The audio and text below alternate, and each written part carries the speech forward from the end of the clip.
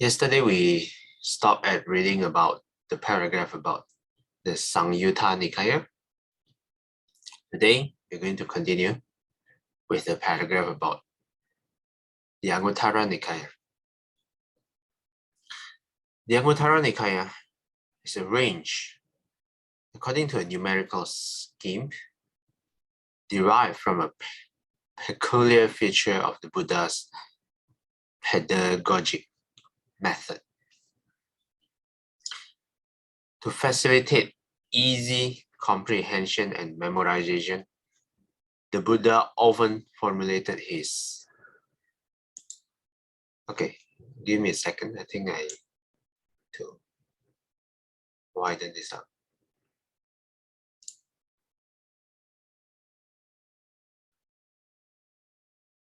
Okay, I'll continue from here.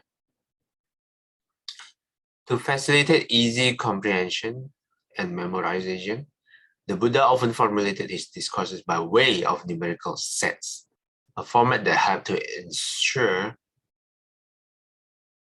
that the ideas he conveyed would be easily retained in mind. The Anguttara Nikaya assembles these numerical discourses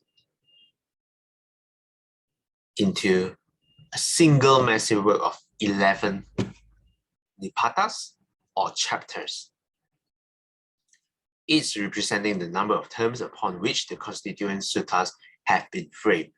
Thus, there is the chapter of the ones, Ekaka Nipata, the chapter of the twos, Dukkha Nipata, the chapter of the threes, Tikka Nipata, and so forth, up to and ending with the chapter of the 11th, Ekadasa Nipata. Since the various groups of path factors have been included in the Samyutta, the Anguttara can focus on those aspects of the training that have not been incorporated in the repetitive sets. The Anguttara includes a notable proportion of suttas addressed to lay followers dealing with the ethical and spiritual concerns of life within the world, including family relationships, husbands and wives, children and parents, and the proper ways to acquire, save, and utilize wealth. Other suttas deal with the practical training of monks.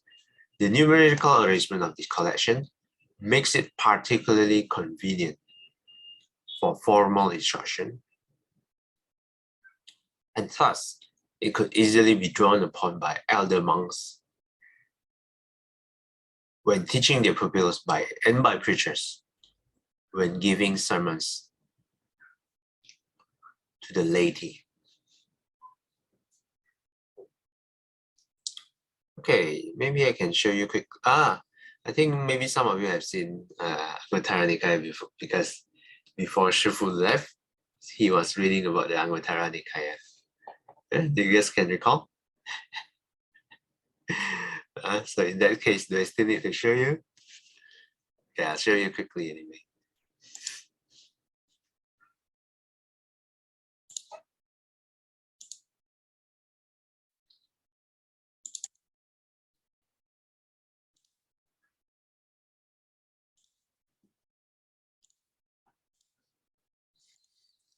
This is the Anguttara Nikaya, the cover of it at least. The numerical discourses of the Buddha, translation of the Anguttara Nikaya. It's translated solely by Bhikkhu Bodhi. If you see Majjhima Nikaya, sometimes he has like a co-translators. But this one is solely his work. Okay, the contents as mentioned, because this is numerical discourses, is grouped by numbers. There's the book of ones, books of the twos, the book of the threes, all the way up to the book of the 11s. Maybe let's take a look at the book of the fives. Click here. Yeah, this is the book of the fives. And then all the sutta, the first 50, the second 50, and the third 50. the 450, the 550, 650. Yeah. So in total, there are 300 plus for this book of fives, 300 plus sutta. Let's take a look at one, maybe just a random one.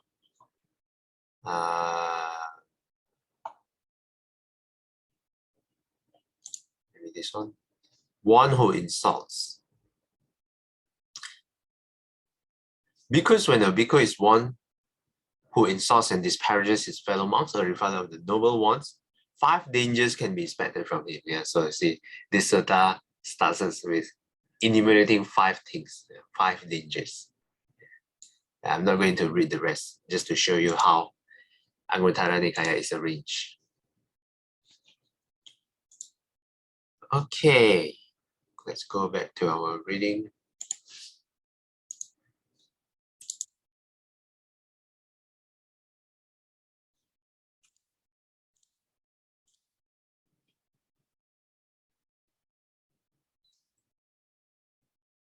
Okay, next paragraph. Sister Sing Hui, would you like to read?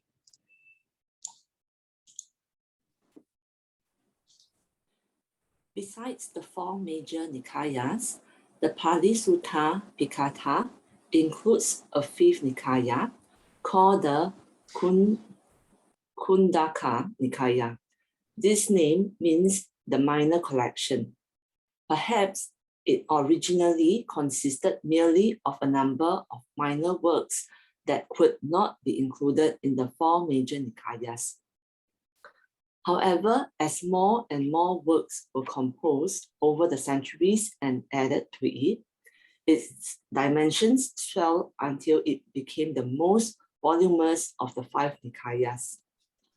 At the heart of the Kundaka, however, is a small constellation of short works composed either entirely in verse, namely the Dhammapada, the Theragatha, and the Therigatha, or in mixed how do you pronounce this? Prose. Prose, is it? Mixed prose and verse.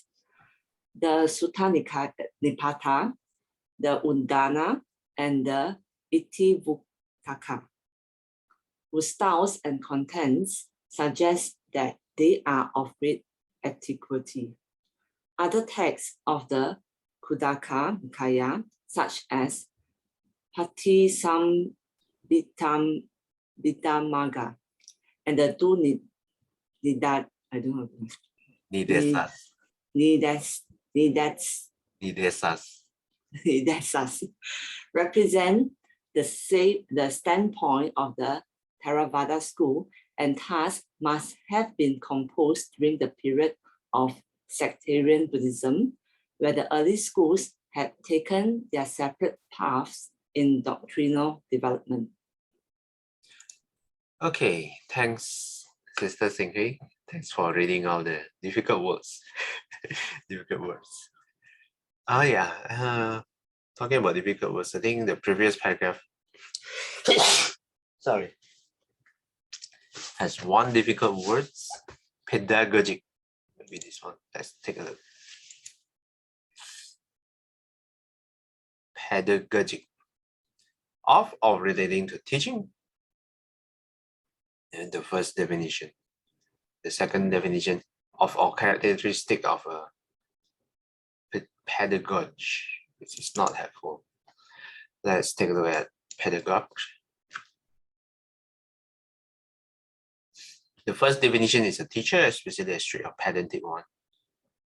The second one, the method and practice of teaching, especially as an academic subject or theoretical concept. Let's go back. Yeah. So the previous paragraph mentioned that the Anguttara Nikaya is arranged to a numerical scheme derived from a unique feature, peculiar feature of the Buddha's teaching method, the way the Buddhas teach. The Buddha used an enumeration is to facilitate easy comprehension and memorization for Anguttara Nikaya. Okay, the next paragraph is talk about the fifth Nikayas called the Khuddaka Nikaya. What does Khuddaka Nikaya means? Means the minor collection. Highlight this.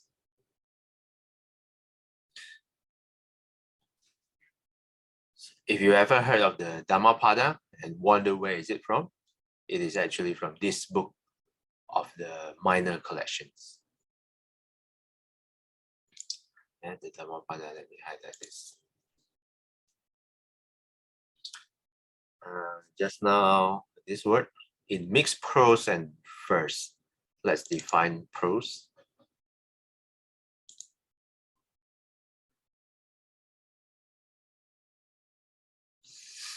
The first definition, written or spoken language in its ordinary form without metrical structure. Second is plain or dull writing discourse or expression. The third is another term for sequence. I think we're talking more about first definition, written or spoken language in its ordinary form without metrical structure.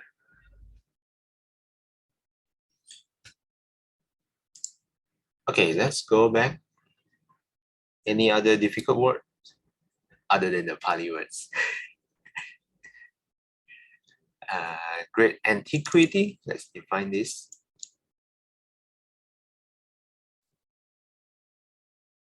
The ancient past, especially the period before the Middle Ages, a specified historical period during the ancient past, an object building or work of art from the ancient past, Great Age.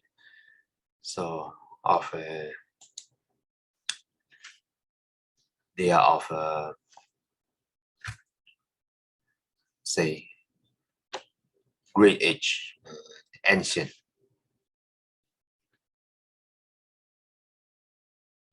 Okay, I think we can continue to read on, at least finish this section. Sister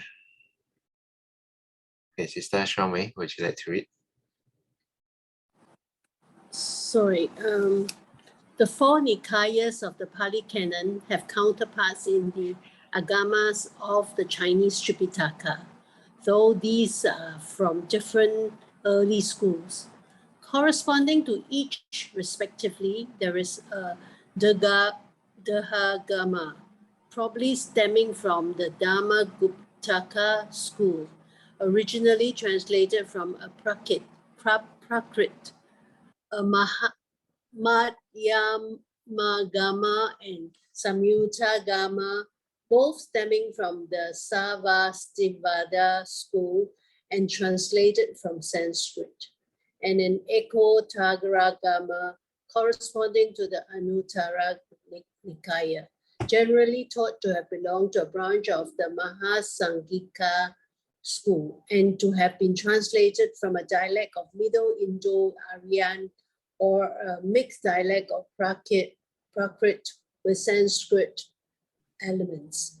The Chinese Tripitaka also contains translations of individual sutras from the four collection, perhaps from still other unidentified schools, and translations of individual books from the minor collection, including two translations of a Dhammapada, one said to be very close to the Pali version, and parts of the Sutta-Nipata, which as a unified work does not exist in the Chinese translation. Thanks, Sister Shramwei. This paragraph talks about the Chinese counterparts that's called the Agamas. If you are more into reading the Chinese text, maybe you can take a look at this. The Agamas of the Chinese Tripitaka. Dirgha Gama is the corresponding to Digha Nikaya. Madhyama Gama is a corresponds to Majjhima Nikaya. Samyutta Gama corresponds to the Samyutta Nikaya. And here the Ekottara Gama corresponding to the Anguttara Nikaya.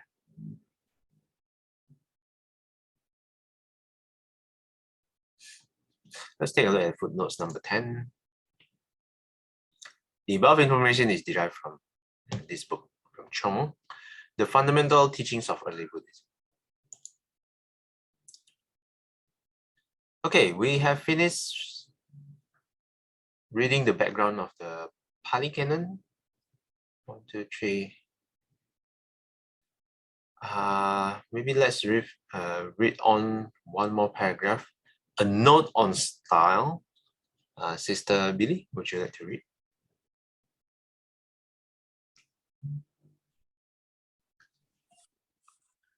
A note on style. Readers of the Pali Suttas are often annoyed by the repetitiveness of the text. It is difficult to tell how much of this stems from the Buddha himself, who as an itinerant preacher must have used repetition to reinforce his points, and how much is due to the compilers. It is obvious, however, that a high proportion of the repetitiveness derives from the process of oral transmission. Shall I read on? Yeah, maybe you can read one more paragraph. To avoid excessive repetitiveness in the translation, I have had to make ample use of elisions. In this respect, I follow the printed editions of the Pali text, which are also highly abridged, but a translation intended for a contemporary reader requires still more compression if it is to avoid risking the reader's wrath. On the other hand, I have been keen to see that nothing essential to the original text, including the flavor, has been lost due to the abridgment. The ideals of considerateness to the reader and fidelity to the text sometimes make contrary demands on a translator. Thanks, Sister Billy. Yeah, if you read the sutta, you will notice a lot of repetitiveness of the text. So Bhikkhu Bodhi is talking about his approach on how to abridge the sutta, cut the sutta without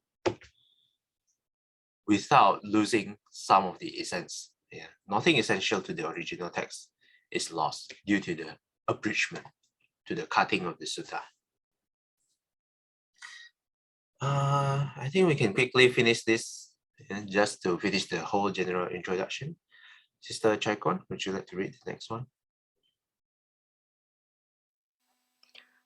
The treatment of repetitions pattern in which the same utterance is made regarding a set of items is a perpetual problem in translating Pali suttas.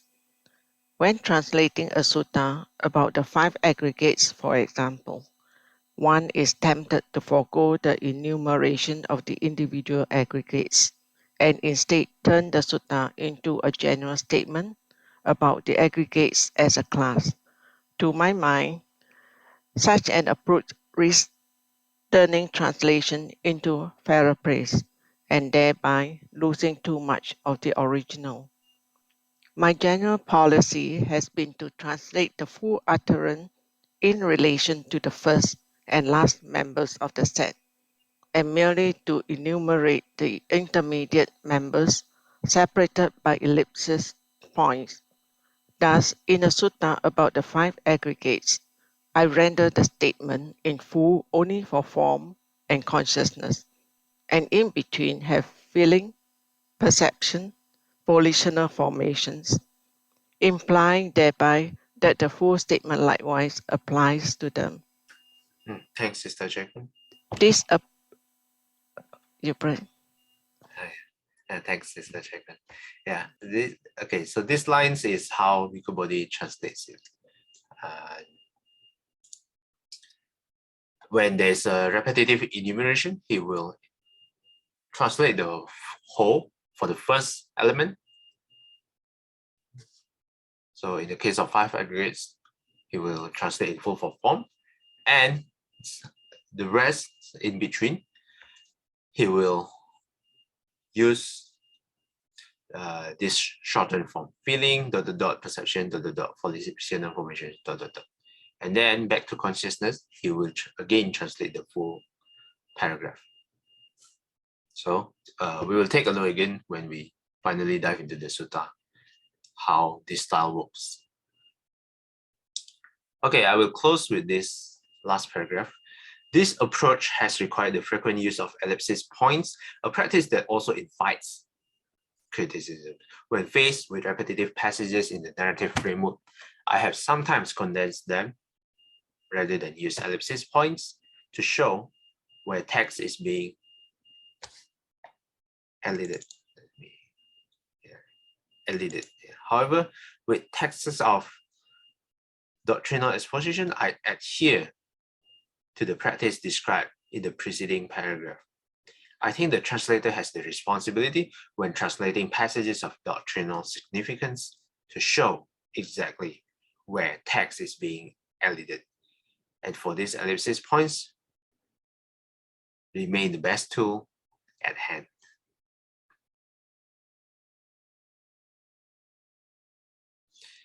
Okay, so that's it for the general introduction. Any questions or comments? If not, next time we will finally dive into the contents of the book, the meat of the book, the human condition. So we have spent 1 week just to read the introduction, general introduction.